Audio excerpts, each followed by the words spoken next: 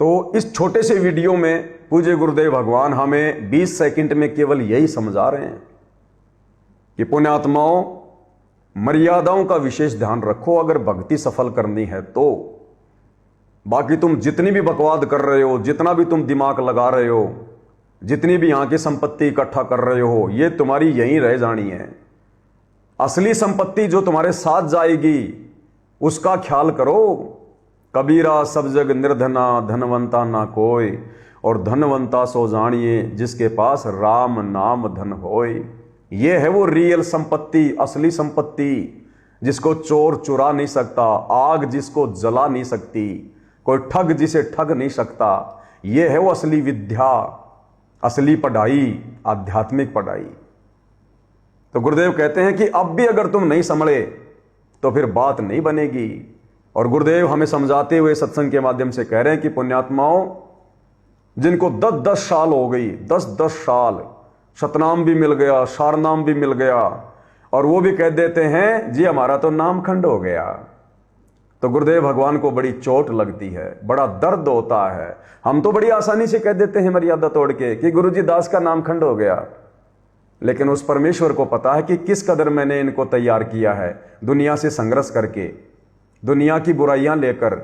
और 10-10 साल के बाद, 15-15 साल के बाद भी इन्होंने तो दूसरों को समझाना चाहिए, और ये खुद मेरे सामने आके कहते हैं गुरुजी नाम खंड हो गया, और गलती किए बिना रहते नहीं। तो परमेश्वर को बड़ा धक्का लगता है, बड़ा दर्द होता है कि अब इनको और मैं कैसे समझाऊं। तो गुरुदेव भगवान उसी का जिक्र कर रहे हैं, और अंत में दुखी होकर कह रहे हैं कि अब भी अगर तुम ऐसा करोगे तो भाई फिर ये पार होने के लक्षण नहीं है। अगर तुम बार बार मर्यादा तोड़ोगे फिर ये पार होने के लक्षण नहीं है।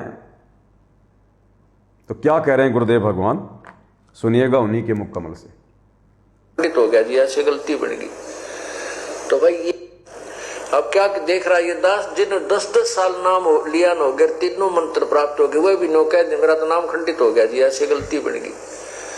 तो भाई ये पार होने के लक्षण नहीं है आपके, बहुत सावधान होना पड़ेगा। क्यों? हाँ इतना है कि परमात्मा दयालु है, इन्होंने बहुत ज्यादा कंसेशन दे दी है। क्या कह रहे हैं गुरुदेव कि परमात्मा बहुत दयालु है और इन्होंने आपको बहुत ज्यादा कंसेशन यानी छूट दे दी है। कैसे? इस नाम के साथ में भाई और बहनों शुद्धिकरण शब्द नहीं होता। अरे नाम कोई मैला थोड़ी होता है जो उसका शुद्धिकरण करोगे, उसको साबुन लगाओगे। इस कबीर परमेश्वर के भक्ति मार्ग में शुद्धिकरण नाम की कोई वस्तु नहीं है। ये तो आप और हमारे ऊपर रहम किया गुरुदेव भगवान ने, रजा की परमात्मा ने, जो हमें इतना मौका दे रहे हैं इस कलयुग की पिछली पीढ़ी में, हमें इतनी छूट दे रहे हैं, इतना कंसेशन दे रहे हैं कि कोई बात नहीं, अगर खंड हो गया तो फिर से शुद्ध करवा ले, अन्यथा शुद्धिकरण का कोई ऑप्शन नहीं है। क्या शुद्ध होगा इस नाम का? क्या शुद्ध होगा भला? लेकिन गुरुदेव को पता है कि नाम खंड का जिक्र किया है, और यदि किसी कारण से नाम खंड होगा मर्यादा तोड़ने से, तो फिर उस आत्मा के मन में एक शंका पैदा हो जाएगी कि मेरा तो नाम खंड हो गया, मेरा तो नाम खंड हो गया। अब वो संशय रहित होकर भक्ति नहीं कर पाएगा। इसलिए परमात्मा कह देते हैं कि ठीक है भाई शुद्ध करवा ले। अब बताओ, उस नाम को हम फिर से सुन लेंगे तो क्या शुद्ध हो गया? वो नाम तो हमें पहले ही याद है, वो नाम तो हमें पहले से याद है। उसी नाम को फिर से सुन लेंगे तो क्या शुद्ध हो गया? शुद्ध तो हमने करना पड़ेगा, बार बार गलतियां ना करके, अपने मन को समझा के, आत्मा को दृढ़ करके कि भाई क्या नाम ही खंड करता रहेगा क्या? परमात्मा तो इसलिए शुद्ध करवाते हैं कि इसके मन का भय निकल जाए कि हां जी मैंने फिर से मंत्र सुन लिए, मैंने फिर से नाम ले लिया, गुरुजी ने मेरा नाम शुद्ध कर दिया या शुद्ध करवा दिया, तो भगत थोड़ा भय रहित और संशय रहित हो जाता है, फिर से वो भक्ति पर लग जाता है। अन्यथा भाई और बहनों, परमात्मा कहते हैं साहिब का नाम अखंड है और शकल सब खंड। इस साहिब का नाम अखंड है, ये कभी खंड नहीं होता। अरे नाम यानी शब्द, और शब्द से परमात्मा ने सृष्टि रच रखी है। शब्द से आप और हमारे शरीर बने, शब्द से चांद सूरज पृथ्वी आकाश धरती तारे नक्षत्र ग्रह उपग्रह खंड सब कुछ शब्द से बने। परमात्मा ने कोई मजदूर लगा के थोड़ी बनाए, कोई जेसीपी लगा के थोड़ी बनाए। अपने शब्द से परमेश्वर ने 6 दिन में सृष्टि रची और 7वें दिन तख्त पे जा बैठे। तो शब्द का क्या खंड होगा? और जिस दिन उनका शब्द ही खंड हो गया तो आप और हम फिर बचेंगे क्या? आप और हम शेष बचे रहेंगे क्या? सब कुछ यहां पर परलय महाप्रलय हो जाएगी। तो कहते हैं साहिब का नाम अखंड है और सकल सब खंड। तो ये शुद्धिकरण का जो ऑप्शन है ना, ये केवल आप और हमारे को थोड़ी हिम्मत देने के लिए कि भाई मेरा नाम शुद्ध हो गया। तो गुरुदेव कहते हैं 1 या 2 बार तो ऐसी गलती तुम कर सकते हो, लेकिन विशेषकर सतनाम लेने के बाद फिर मर्यादा खंडित नहीं होनी चाहिए। सतनाम लेने के बाद और सार नाम के विषय में तो गुरुदेव ने बिल्कुल क्लियर कर रखा है कि सार नाम लेने के बाद यदि आपने मर्यादा खंडित कर दी, नाम खंड कर दिया, फिर वो परमात्मा आपको फॉरएवर सदा सदा के लिए रिजेक्ट कर देगा, सदा के लिए। तो यही कारण है भाइयों और बहनों, अभी तक गुरुदेव भगवान ने ओरिजिनल सार नाम किसी भी आत्मा को नहीं दिया है, किसी को भी नहीं दिया। परमात्मा ने, मालिक को पता था, वे अंतर्यामी थे। आज जिस प्रकार से नामदान सेंटरों पर चाहे सतनामी हो, चाहे सारनामी हो, चाहे सार शब्द वाले हो, जिस प्रकार से नाम शुद्ध करवाने की लाइन लगाते हैं इन आश्रमों में, नामदान सेंटरों पर, इस हिसाब से तो ये सारे के सारे फैल हैं। अगर इनको ओरिजिनल सार नाम सार शब्द मिल गया है तो उसकी तो गुरुजी ने विधि बताई है। अगर एक बार भी मर्यादा खंड कर दी, एक बार भी अगर तुमने नाम खंड कर दिया, तो परमात्मा सदा सदा के लिए रिजेक्ट कर देगा।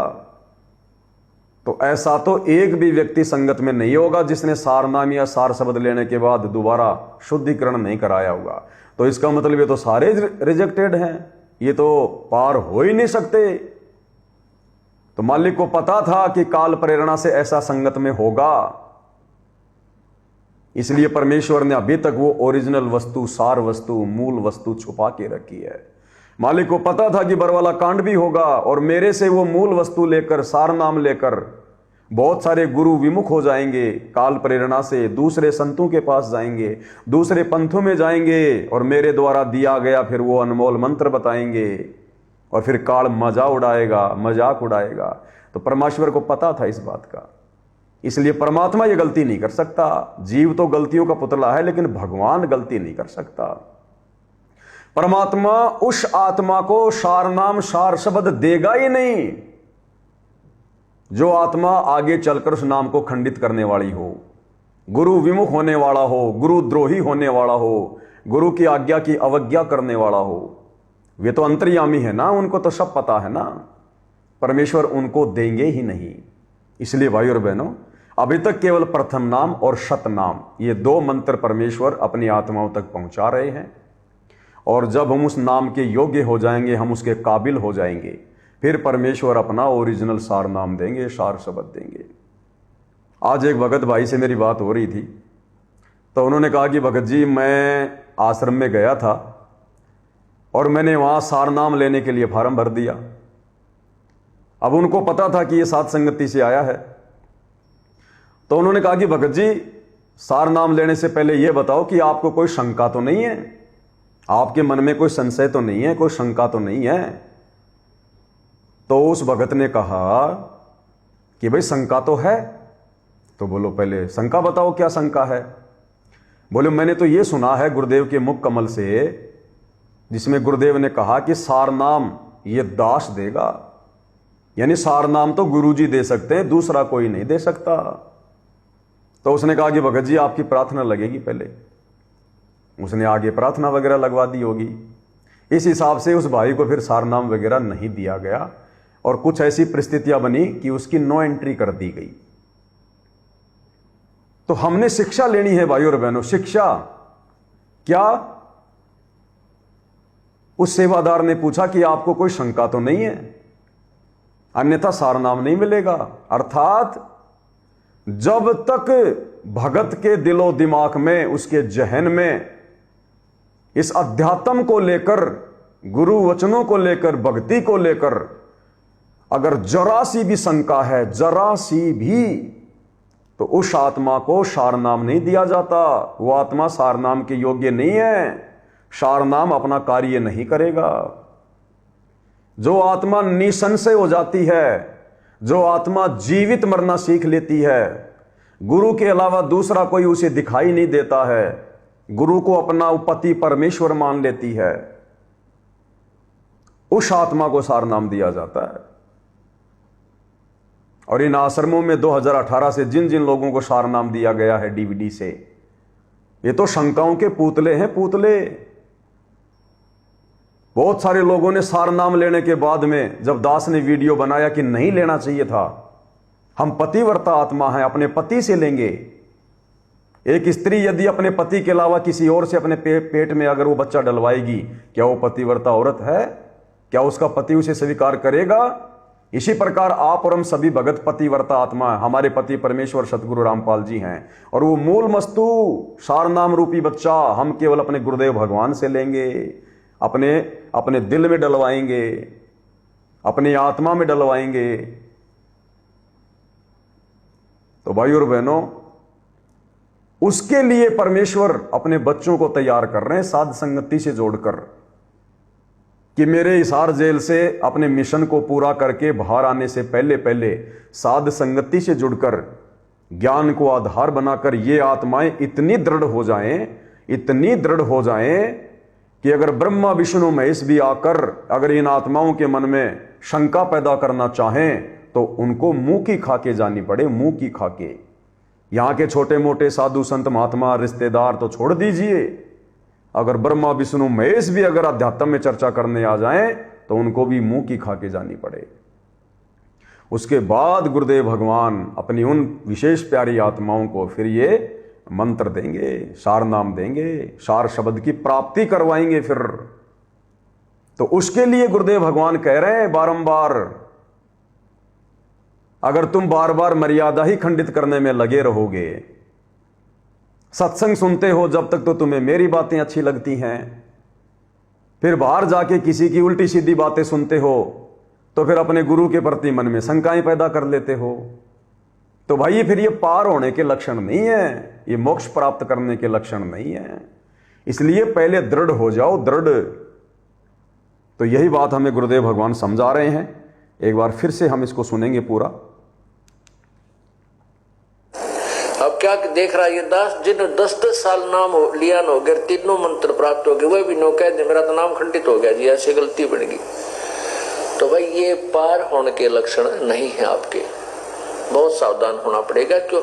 हाँ, इतना है कि परमात्मा दयालु है, इन्होंने बहुत ज्यादा कंसेशन दे दी है कि कोई बात नहीं, इस बुंडे कलयुग में, इस घोर कलयुग में ये गलती हो ही जाती है। लेकिन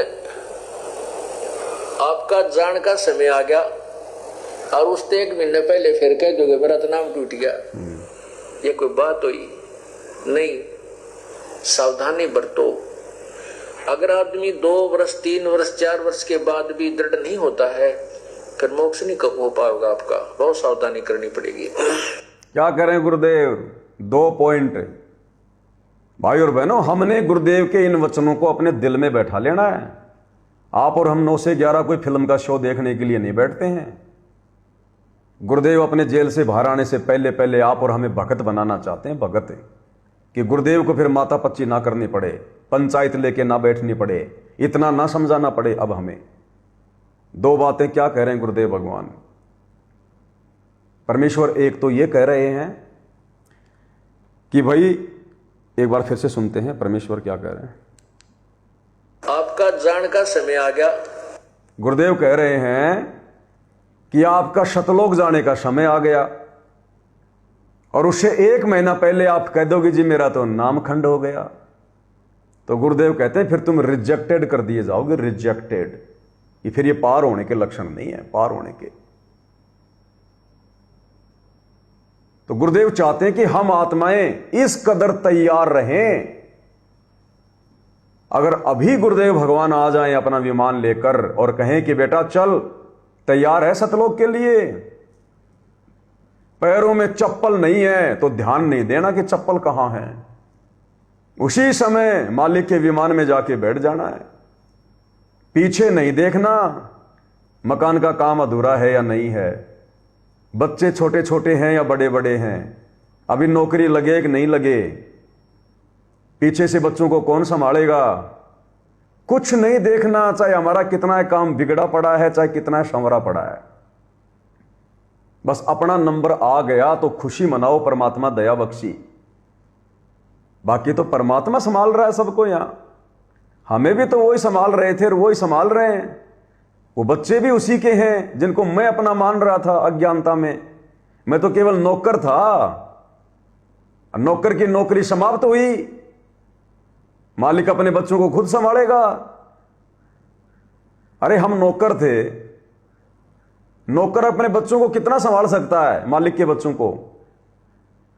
और जब मालिक जिम्मेदारी ले ले तो नौकर की क्या औकात, फिर क्या हैसियत फिर नौकर की। नौकर दिला नहीं सकता उसको 100 रुपए की गाड़ी भी, 100 रुपए का खिलौना भी नहीं दिला सकता अपनी जेब से, और मालिक दे दे उसको 10 लाख का खिलौना। तो आप और हम तो नौकर हैं इन बच्चों के। और जब मालिक खुद अपने बच्चों को संभाल रहा है और नौकर को नौकरी से रिटायरमेंट कर रहा है कि चल मैं तेरा प्रमोशन कर देता हूं शतलोक, तो नौकर फिर ये नहीं देखता, नौकर ये देखेगा आगे कौन सी नौकरी मिलेगी।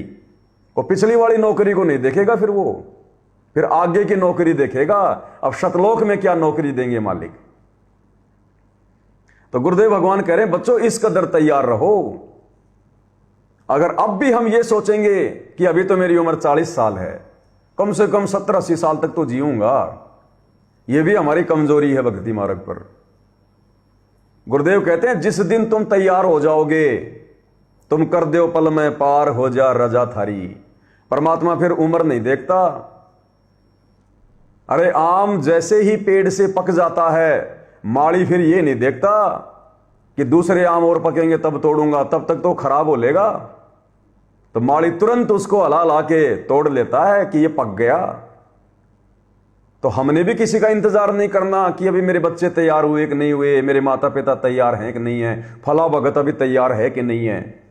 वो माली का काम है कौन सा आम कब तैयार होगा, किस प्रकार से तैयार करना है। जो तैयार है उसको तो बिल्कुल तैयार रहना है टूटने के लिए। तो गुरुदेव भगवान कह रहे हैं कि अब तुम संभल जाओ, सुधर जाओ, अब तुम बालक नहीं हो। 30 साल हो गई ज्ञान देते हुए, कम समय नहीं होता। अब तो इस कदर तैयार रहो कि बस आज ही परमात्मा आ जाएं। हमारी भी अंदर से ये इच्छा हो कि हे गुरुदेव भगवान चाहे आज ही आ जाओ। इस कदर हम अपने गुरुदेव भगवान को विश्वास दिलाएं कि परमेश्वर आपकी आत्मा तैयार है सतलोक की यात्रा के लिए, भले भगवान आज ही आ जाओ। हम फालतू की जिम्मेदारियों का ठेका ना लें, फालतू के जिम्मेदार ना बने। जितना गुरुदेव ने आदेशित किया है उसी हिसाब से अगर चलेंगे रहेंगे तो फालतू की जिम्मेदारियां हमारे आसपास भी नहीं भटकेंगी। साईं इतना दीजिए जिसमें कुटुंब समाव, हम भी भूखे ना रहें अतिथि न भूखा जाए। अगर हम इस श्लोक में चलेंगे, परमेश्वर की इस अमरवाणी के अनुसार चलेंगे, तो बताओ फिर हमें किस बात की चिंता होगी। हमारे पास कुछ एक्स्ट्रा होगा ही नहीं, काल हमें फंसा सके ऐसा कुछ हमारे पास होगा ही नहीं। और ज्ञान परमात्मा फिर इतना दे देंगे, इतना जबरदस्त, और भक्ति की शक्ति को प्रेशर बनेगा और ले छोड़ेगा परमात्मा सतलोक में। तो आप और हमने भी अपनी तरफ से पूरी कोशिश करनी है जितनी परमात्मा ने आप और हमें जिम्मेदारी दी है। भक्ति वाली जिम्मेदारी, बच्चों वाली नहीं। बच्चों वाली तो सभी निभा रहे हैं, वो तो जैसा उसका संस्कार है, परमात्मा ने आप और हमारे को नौकर बना के, निमित्त बना के संस्कार पूरा जो है वो करवा ही रहे हैं। ये भक्ति वाली जिम्मेदारी, सत्संग वाली, मंत्र वाली, पांचों यज्ञ वाली, चिंतन मनन वाली, और सतलोक के लिए तैयार। अगर कोई रिश्तेदार भी आके हमें कहे, हमारा कोई पुराना कोई दोस्त, कोई मित्र भी अगर आके कहे कि भाई एक बहुत अच्छा बिजनेस है, बहुत अच्छा आइडिया है, और देख तन्ने कुछ नहीं करना, पैसा मैं लगाऊंगा सारा, तो केवल उसको संभाल ले, वहां बैठ के हाथ जोड़ लो। भाई साहब परमात्मा 2 टाइम की रोटी बहुत बढ़िया दे रहा है, इससे ज्यादा मुझे भूख नहीं है। कोई और यार मित्र हो तो देख लो आप। इस कदर हमने संसार से उल्टा हटना है।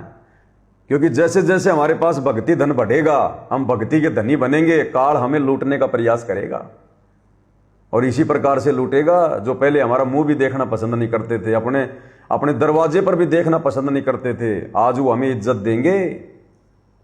हमें वो काम धंधे के, व्यापार के, बिजनेस के नए नए आइडियाज बताएंगे, आगे से बढ़कर हमारी मदद करेंगे, क्योंकि हमारे पुण्य करवाएंगे, हमारा भक्ति धन करवाएगा। यहां भक्ति से ही सब कुछ होता है, पाप और पुण्य का सारा खेल है। जब पाप उजागर होते हैं, पुण्य नष्ट होते हैं, रिश्तेदार भी अपने दरवाजे पर देखकर उस व्यक्ति को प्रसन्न नहीं होते। और जब हमारे पाप नष्ट होंगे और हमारे पुण्य बढ़ेंगे, हमारी शक्ल ना देखने वाले भी हमारे को आदर सम्मान देंगे। ये पाप और पुण्य से सारा सिस्टम चलता है यहां का। तो भाई और बहनों, गुरुदेव भगवान जो कह रहे हैं उन बातों पर हमने अब अमल करना पड़ेगा कि तुम तैयार रहो, मुझे कहने की जरूरत ना पड़े। अगर परमात्मा आ जाएं और कहें कि बेटा चल, तो तैयार, ये नहीं कि गुरुजी मेरा तो नाम खंड हो गया।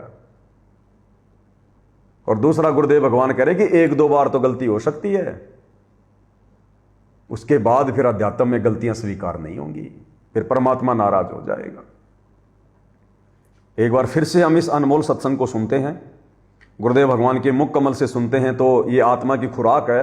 कान के माध्यम से हमारे अंतःकरण में ये शब्द जाते हैं और हमारी आत्मा चार्ज होती है। हमें नहीं पता चल रहा। मोबाइल में कोई पैसे डालता है, फोन पे, गूगल पे, तो मोबाइल के अंदर थोड़े ना घुसते हुए दिखाई देते हैं, सूक्ष्म, चाहे लाख डाल दो, आ गया बैलेंस। तो इसी प्रकार ये सूक्ष्म खेल है सारा। आत्मा ऐसे रिचार्ज हो जाती है हमारी। तो क्या कह रहे हैं गुरुदेव भगवान? अब क्या देख रहा है ये दास, जिन्होंने 10-10 साल नाम लिया न हो गया, तीनों मंत्र प्राप्त हो गए, वह भी नो कह दे मेरा तो नाम खंडित हो गया जी, ऐसी गलती बन गई।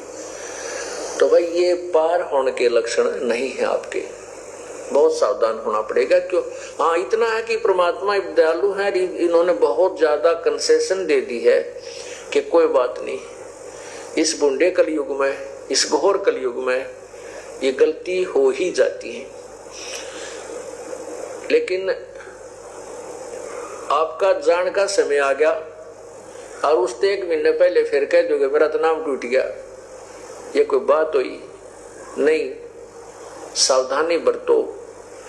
अगर आदमी 2 वर्ष, 3 वर्ष, 4 वर्ष के बाद भी दृढ़ नहीं होता है, फिर मोक्ष नहीं हो पाएगा आपका। अगर भगत 2, 3 या 4 वर्ष तक भी दृढ़ नहीं होता है, दृढ़ यानी अगर बात बात पे मर्यादा तोड़ रहा है, भक्ति को सीरियस नहीं ले रहा, तो गुरुदेव कह रहे हैं फिर ये पार होने के लक्षण नहीं है। यानी लास्ट 5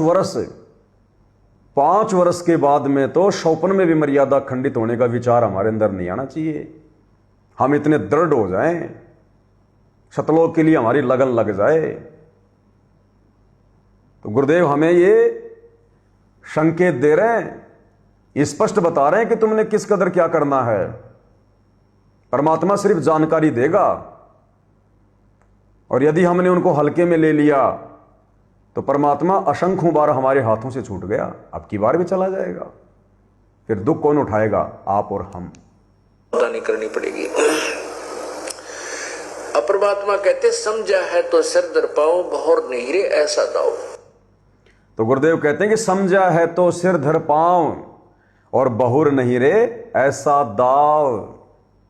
ये मौका जो कलयुग की पिछली पीढ़ी में हमारा लगा है, परमात्मा कहते हैं बारंबार नहीं लगता, हर बार नहीं लगता, ये तो बिल्ली के भाग का छिक्का टूटा है। तो आप और हमने भी भाई और बहनों अपनी आत्मा को जागृत करना है, अंतःकरण में एक विशेष चेतना लेके आनी है, और एक कशक, एक वो तड़प, जैसे भिलनी को, शबरी को रामचंद्र जी के इंतजार में थी, अब वैसी कशक, वैसी वो तड़प आप और हमारे अंदर सतलोक प्राप्ति की बननी चाहिए। तब गुरुदेव भगवान इस काल लोक से हमारा बेड़ा पार करेंगे।